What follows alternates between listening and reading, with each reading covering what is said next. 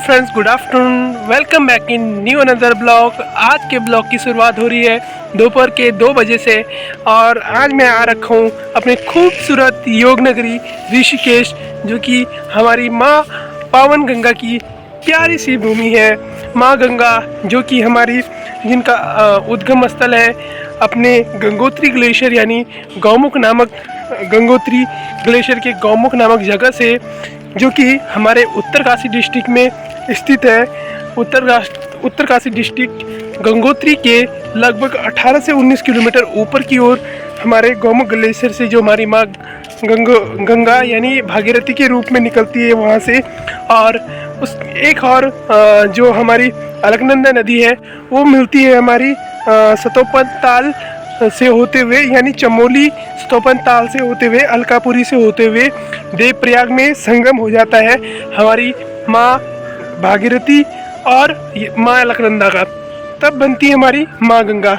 वैसे तो कहा जाता है पुराणों में कि जो हमारी भागीरथी जो निकलती है वो गंगा के रूप में ही निकलती है, लेकिन कुछ लोग ये भी मानते हैं कि जो हमारी अलकनंदा और भागीरथी का जो संगम होता है देवप्रयाग में, वो वहाँ से माँ गंगा बनती है। साथ में माँ गंगा के साथ बहुत सारी माँ गंगा की सहायक नदियाँ हैं जो कि हमारे चमोली और उत्तरकाशी डिस्ट्रिक्ट से होते हुए आती है। जैसे कि हमारी माँ यमुना हो गई।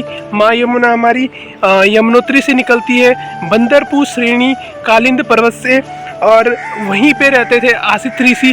कहा जाता है कि पहले जो है आसित ऋषि कालिंद पर्वत पे जाते थे माँ यमुना की पूजा करने के लिए, लेकिन जब वो बूढ़े हो गए तो पुराणों की जो मान्यताएं हैं उनके अनुसार तो वो ऊपर जा नहीं पाए। तो माँ यमुना ने क्या करा कि जहाँ पे अभी वर्तमान में यमुनोत्री धाम है वहीं पे उनको दर्शन कर दिया और तभी से वहाँ पे यमुनोत्री धाम की स्थापना हो गई। कुछ ऐसी बातें हैं पुराणों की, तो वहाँ से भी माँ यमुना मारी जाती है जो कि गंगा माँ की सबसे बड़ी सहायक नदी है। साथ में हमारी अभी मैंने आपको बताया था अलकनंदा नदी, जो कि हमारे चमोली के सतोपन ताल अलकापुरी नामक जगह से निकलती है। और वहीं ऊपर आपको पता है वहीं पे हमारी सरस्वती नदी भी है जिसका उद्गम भी वहीं पे होता है। और कुछ थोड़ी दूर आने पे माता रानी का जो है वहीं पे समाप्ति हो जाती है। यानी में जितने भी हमारे प्रयाग हैं, जिसमें मुख्यतः पंच प्रयाग है।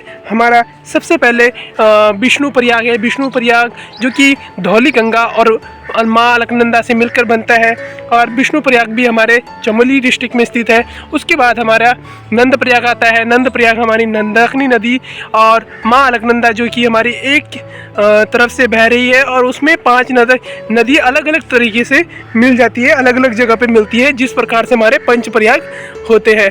तो हमारी नंद प्रयाग भी हमारा चमोली में है।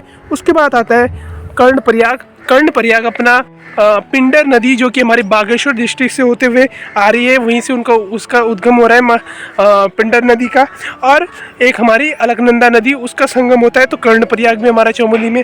उसके बाद हमारा चौथा जो प्रयाग है हमारा रुद्र प्रयाग में आता है। रुद्र प्रयाग डिस्ट्रिक्ट वहाँ पे हमारी मंदाकिनी नदी जो कि हमारे केदारनाथ धाम के साथ साथ बहती हुई आ रही है।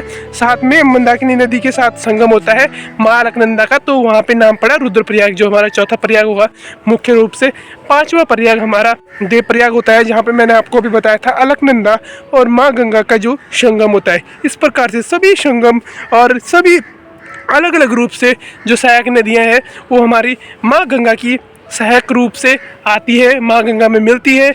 इस प्रयाग से हमारी जो इस प्रकार से हमारी जो माँ गंगा है एक बहुत सारी नदियों का रूप अपने में धारण करके हमें यहाँ ऋषिकेश में अपने पावन तीर्थ स्थल पे माँ गंगा के जो है दर्शन मिलते हैं।